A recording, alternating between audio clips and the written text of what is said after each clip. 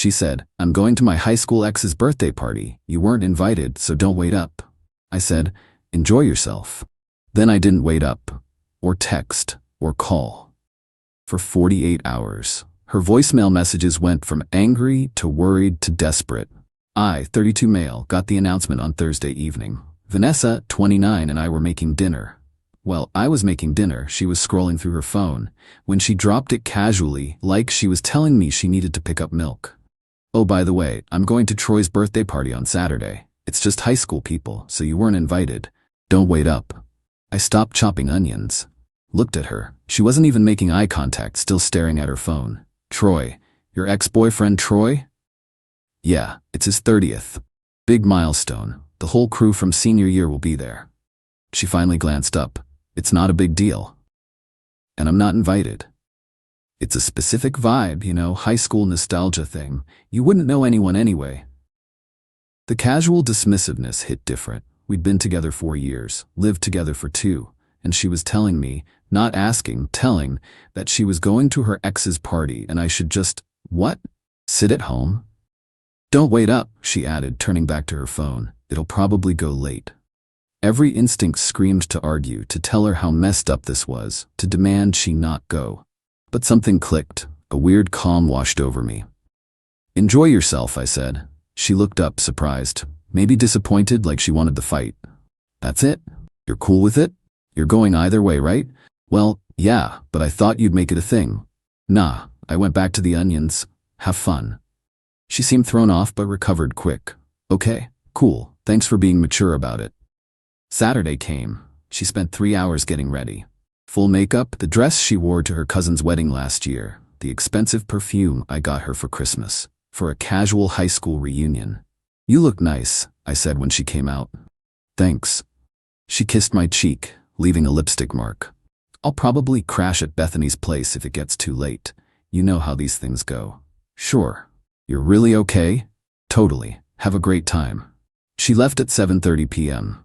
The second the door closed, I grabbed my phone and turned it off, completely off. Then I packed a bag. See, here's the thing. My brother Derek lives about 2 hours away. We'd been planning a weekend to check out this new brewery district that opened near him. I texted him Tuesday, before Vanessa's announcement, asking if this weekend worked. He said yeah. So that's what I did. I left a note on the kitchen counter, went to Derek's, back Sunday night. Grabbed my stuff, got in my car and drove. No text, no call, no have fun, be safe, just gone. Turned my phone back on once I got to Derek's. Immediately notifications exploded. 8 texts from Vanessa, all within the first hour. 8:47 p.m. "Hey, you didn't respond to my last text. Did you get it?" "Hello." "Okay, this is weird. Why aren't you answering?" "Are you seriously ignoring me right now?" "Wow, so mature." "Whatever, enjoy your little tantrum." I showed Derek. He read them and shook his head. "Bro, she told you not to wait up." "Exactly." "So you're, what? Teaching her a lesson?" "Nah, I'm just not waiting up, like she said." I turned the phone off again. Sunday morning, I turned it on to 20 more texts and 5 voicemails. The tone had shifted dramatically. Text from 1:47 a.m. "Okay, seriously, are you okay?" 3:21 a.m. "This isn't funny anymore. I'm getting worried. Can you please just respond? I'm coming home. You better be there." The voicemails were something else. First one, from 11:58 p.m. Saturday. "Hey, so I know you're mad or whatever, but this silent treatment thing is childish. Call me back." Second one, 2:13 a.m. "Okay, I'm leaving the party now. This is ridiculous. Where are you?" Third one, 7, "I came home and you're not here. Your car is gone. What the hell is going on? Call me right now." Fourth one, 13 a.m. "I'm freaking out. Please just tell me you're alive. I'll even apologize if that's what you want. Just answer your phone." Fifth one, 11:15 a.m. "Fine. I called Derek. He said you're fine. So now I'm pissed again. Get home. We need to talk." Derek had indeed gotten a call. Told her I was fine, hanging out with him, and that's all she needed to know. I spent Sunday helping Derek paint his spare room, grabbed lunch, watched football. Normal brother stuff. Around 6 p.m. I headed home, pulled into our apartment complex at 8:30 p.m.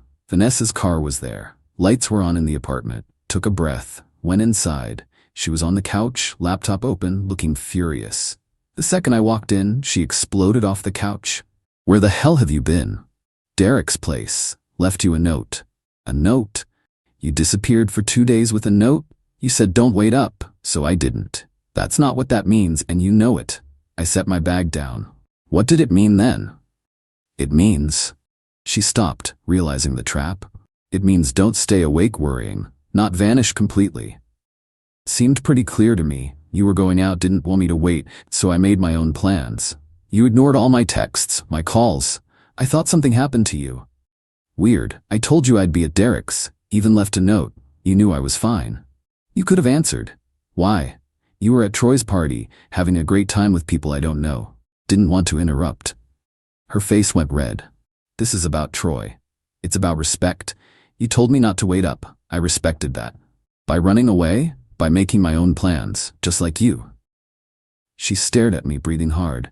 Then her expression changed, softer, more manipulative. "Baby, I didn't mean for you to feel excluded. It was just one party. In your wedding guest dress and Christmas perfume. I wanted to look nice. For your ex-boyfriend. It wasn't like that." "Then what was it like? Explain it to me." "Because from where I'm standing, my girlfriend spent 3 hours getting dressed up for another man's party. Told me I wasn't welcome, and expected me to just sit home alone waiting for her to come back. Maybe after crashing at Bethany's, or wherever." "You're twisting this." "Am I?" "Because that's exactly what happened." She switched tactics. Tears started forming. "Why are you being so mean? I thought we were past this jealousy thing."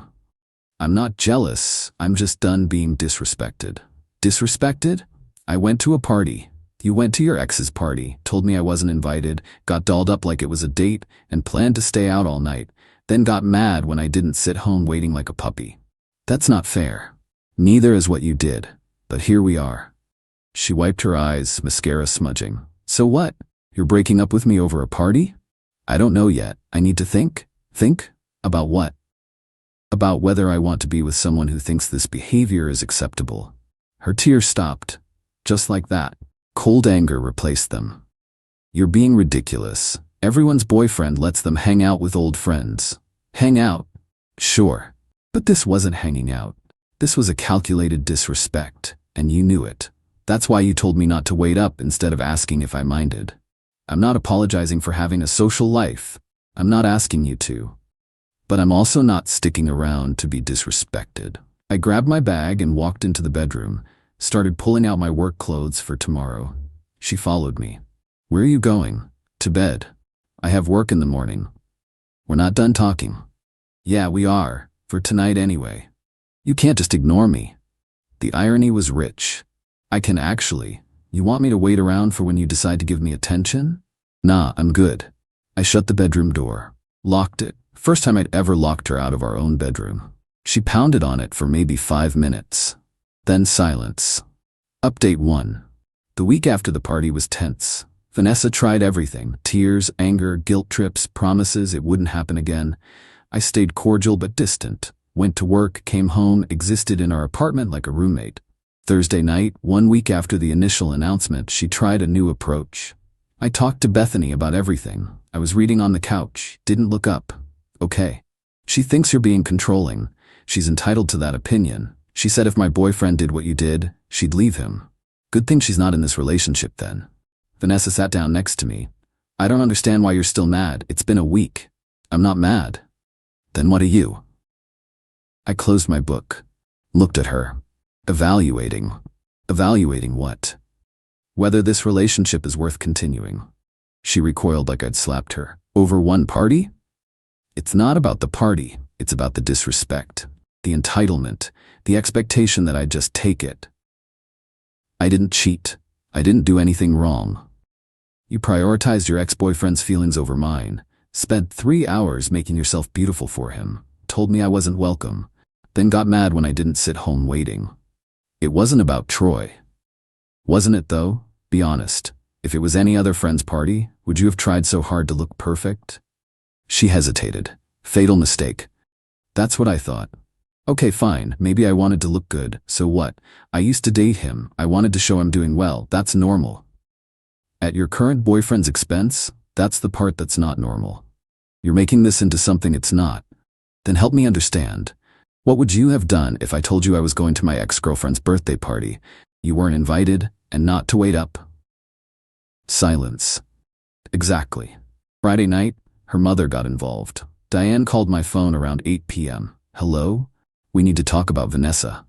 Diane's voice was sharp, accusatory. Hello to you too, Diane. Don't be smart. My daughter is devastated. She says you've been giving her the silent treatment for a week. That's not accurate. I've been cordial, just distant. Over a party? You're going to throw away 4 years over a party? Did she tell you the details about whose party it was? Her old friend Troy. So what? Her ex-boyfriend Troy, the party I wasn't invited to, that she got dressed up for like it was a wedding. Pause. Well, she's allowed to have friends. Absolutely. But she's not allowed to disrespect me and expect no consequences. Consequences? Who do you think you are? Someone who knows his worth. Look, Diane made a choice. She chose to prioritize her ex's feelings over mine. Now I'm making choices about what I'll accept in a relationship. You're being a child, maybe? Or maybe I'm finally setting boundaries. Either way, this is between me and Vanessa. She loves you? Then she has a funny way of showing it. I hung up. Probably shouldn't have, but I was tired of defending my position. Saturday morning, Vanessa was cold, barely spoke. Around noon, Bethany showed up, without being invited. I was in the living room when I heard Vanessa let her in. Hey, Bethany said, spotting me. We need to talk. Do we? Yeah, you're being super unfair to V. I set down my coffee. I'm listening. She went to a party. That's it, and you're punishing her like she committed a crime. Is that how she explained it? She said you disappeared for 2 days and I've barely spoken to her since. Did she mention why? Bethany waved her hand dismissively. Because she went to Troy's party. Big deal. Without me. After telling me I wasn't invited, after getting dressed up like she was going on a date. So? She wanted to look good. Girls do that. For their ex-boyfriends? While their current boyfriend sits home? You're insecure. I laughed. Couldn't help it. Yeah, sure, that's it. I'm insecure. Not that my girlfriend disrespected me and expected me to be okay with it. It's controlling to tell your girlfriend who she can see. I didn't tell her she couldn't go. I said, enjoy yourself. Then I went to my brother's. How is that controlling? That seemed to throw her. Well, you ignored her texts. She told me not to wait up. I took her at her word. Vanessa jumped in. See? You did it to spite me. No, I did it because I wasn't going to sit around waiting for you to come home from your ex's party. I have self-respect. This is ridiculous. Bethany stood up. V, you deserve better than this. If he can't handle you having male friends. I have zero problem with male friends. I have a problem with my girlfriend prioritizing her ex-boyfriend's birthday party over her current boyfriend's feelings. There's a difference. You should leave him, Bethany said to Vanessa. Seriously, this is toxic. Something in me snapped, not to anger, but to clarity. You know what? She should. If she thinks my boundaries are unreasonable, she should definitely leave. Vanessa's eyes went wide. What? I'm serious. If you think going to your ex's party without me, dressed to impress, then getting mad when I don't wait around is acceptable behavior, leave. Find someone who'll put up with it. You don't mean that. I do, because I'm done arguing about this. Either you understand why what you did was disrespectful or you don't. If you don't, this won't work. Bethany scoffed. Wow, manipulative much? Not manipulation, honesty. I'm not going to beg someone to respect me. I stood up and grabbed my keys. Where are you going? Vanessa asked, panic in her voice. Out. Unlike you, I'll actually answer my phone if you need me. Left them both sitting there. Drove around for a while, then ended up at Derek's again. He took one look at my face and handed me a beer. She brought back up? He asked. Her friend Bethany came to tell me I'm controlling. For what? Not waiting around while she partied with her ex? Apparently. Derek shook his head. Man, if my girlfriend pulled that, I'd be gone. You've been more patient than I would have been. Trying to give her a chance to see it from my side. Is she? Not even close. She's doubling down. Getting her mom and friends involved to pressure me.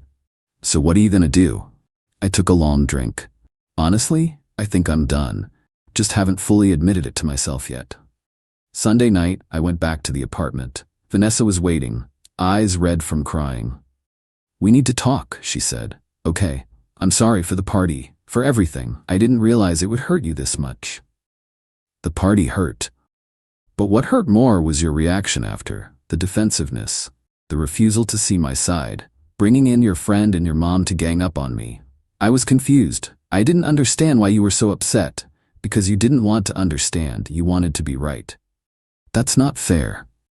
Isn't it? I explained multiple times why it bothered me. You dismissed every single concern. She wiped her eyes. So what do we do? I don't know. I need more time. How much time? As much as I need. That's not an answer. It's the only one I have right now. Update 2. 2 weeks after the party, things came to a head. I'd been sleeping in the spare room. Vanessa hated it, kept asking when I'd get over this, but I stayed firm. Tuesday evening, I came home from work to find Vanessa, Bethany, and another friend named Christy all sitting in the living room. An intervention. Seriously, I said. We're worried about you, Christy said. This isn't healthy. I dropped my bag. What isn't healthy? This punishment you're putting Vanessa through. She made one mistake. Going to her ex's party isn't the mistake. The disrespect is. And there's been no apology that actually addresses that. Vanessa jumped in. I said I was sorry. You said you're sorry. I'm upset. That's different than being sorry for what you did. What's the difference? She was getting loud. One takes responsibility. The other blames me for my reaction.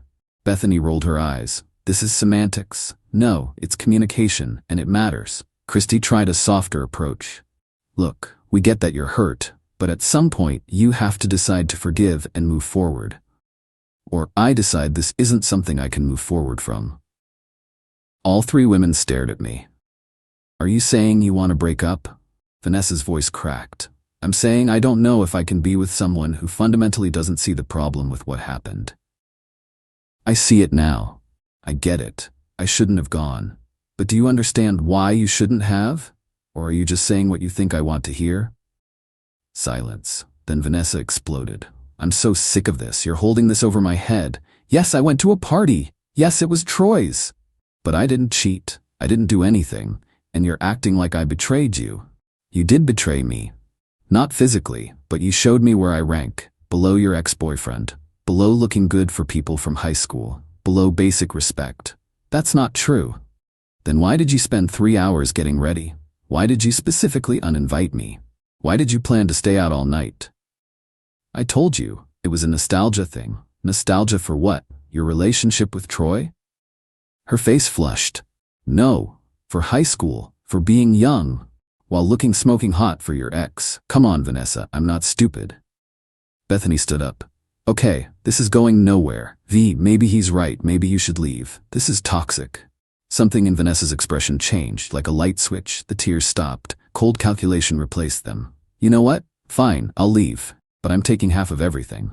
I blinked. What? We've lived together 2 years. I have rights. Half the furniture, half the security deposit. The apartment's in my name. I paid the security deposit, and I bought most of the furniture. I contributed.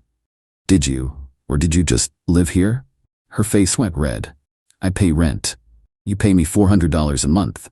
Rent's $1,800. I cover utilities, internet, everything else. That's not fair. I make less than you. Which I've never had a problem with, but now you're trying to act like you're entitled to half? Christy interjected. She gave up 2 years for you. That has to count for something. 2 years she spent living in a nice apartment for cheap while I covered most expenses. I think that counts for something too. Vanessa's eyes narrowed. You're really going to be like this? Like what? Factual? Petty. I'm not being petty. I'm protecting myself. You've made it clear where we stand. I'm just responding accordingly. She grabbed her phone. I'm calling my mom. She'll tell you. Tell me what? That I should give you money and furniture because you went to your ex's party and I got upset?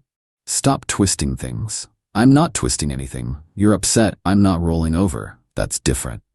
Bethany grabbed Vanessa's arm. Come on, let's go. He's not worth this. They started to leave, but Vanessa turned back. I'll be back for my stuff, with witnesses. That's fine. Take what's yours. I'll have a list ready. After they left, I sat down and actually made a list. Turned out Vanessa owned very little. Some clothes, some books, a desk I'd given her for Christmas 2 years ago, maybe $800 worth of stuff total. Everything else, I'd bought before she moved in or purchased during our relationship with my money. Wednesday, she came back with Diane and Bethany. I had the list ready. Diane immediately started. This is ridiculous. She's lived here 2 years, and I'm giving her everything that's hers. I handed over the list. Diane scanned it. A desk? Some books? That's it? That's what she owns. What about the couch? The TV? I bought those 3 years ago, before she moved in. You're being spiteful. I'm being accurate. She's welcome to anything she actually purchased, but she doesn't get to claim my stuff because we broke up. Vanessa was crying again. I can't believe you're doing this. Doing what? Protecting my belongings? You just threatened to take half of everything. Because I deserve something. You got 2 years of subsidized rent in a nice apartment. That's worth about $28,000 in rent difference alone. I think that's something. Diane's mouth opened and closed. She hadn't done that math. So you kept track? Vanessa spat. Kept a running tab of what I owe you? No, but I'm not pretending you contributed equally when you didn't. Bethany grabbed a box. Whatever, let's just get your stuff and go. It took them about an hour to pack up Vanessa's belongings. Not much to take. Near the end, Diane pulled me aside. You're going to regret this. She really loved you. Then she had a funny way of showing it. Everyone makes mistakes, and everyone deals with consequences. She made a choice, so did I. They left. The apartment felt bigger, emptier, but not in a bad way. More like someone had removed a weight I didn't know I was carrying. Thursday, Vanessa texted from a new number. I'm staying with my mom. We need to figure out the security deposit. I replied, you weren't on the lease. No claim to the deposit. I lived there. As my guest, not a tenant. This is theft. It's property law. Check with a lawyer if you want. She did. Friday afternoon, I got a letter from a lawyer. Budget firm, terrible formatting. Demanded $2,100, half the security deposit plus emotional damages. I replied through my cousin who's a paralegal. Short letter. Miss last name was not on the lease. She paid minimal rent as a guest. She has no legal claim to the security deposit or any compensation. Cease contact or will pursue harassment charges. Never heard from the lawyer again. Final update. It's been 6 weeks. Vanessa's living with her mom. According to mutual friends who still talk to me, not many but a few, she's telling everyone I kicked her out over nothing and stole thousands from her. The narrative got wild. Apparently, I'm an abusive controller who manipulated her for years and finally showed my true colors. The party was just her trying to maintain friendships and I exploded with rage. Fun story. Completely false, but fun. 2 people reached out privately, one of her old roommates from before we dated and a guy from her work. Both basically said the same thing. This sounds exactly like what she did in her last relationship. Made herself the victim when things ended. Validating but also sad. Pattern behavior that I'd missed. I haven't dated anyone. Not ready. Been focusing on work, hanging out with Derek more, actually enjoying my space. The apartment feels like mine now. I rearranged furniture, got a new bookshelf, turned her old desk into a bar cart, after confirming she didn't want it back. Bethany tried to add me on social media last week. Blocked immediately. Diane sent me a long email about forgiveness and Christian values, deleted without reading past the first paragraph. Vanessa's last text from 3 weeks ago. I hope you're happy. You ruined my life. I didn't respond, but honestly, I am happy. Happier than I was. Turns out, self-respect feels better than a relationship built on me accepting disrespect. The whole thing taught me something important. When someone shows you who they are, believe them. Vanessa showed me she'd prioritize an ex-boyfriend over her current boyfriend. Then showed me she'd play victim when called out. Then showed me she'd lie to friends and family to maintain that victim narrative. I believed all of it, and acted accordingly. Some people think I overreacted, that I should have just forgiven her and moved on. Maybe they're right. Maybe I threw away a 4-year relationship over one party, but I don't think so. I think I ended a relationship that was heading toward me being a doormat, where disrespect was normalized and questioning it made me the bad guy. She wanted to go to her ex's party? Cool. I wanted a partner who'd consider my feelings before doing that. Turns out we wanted different things. No hard feelings. No revenge plots. No dramatic blow-ups, just consequences. She made choices, I made choices, now we both live with them. And I'm doing fine.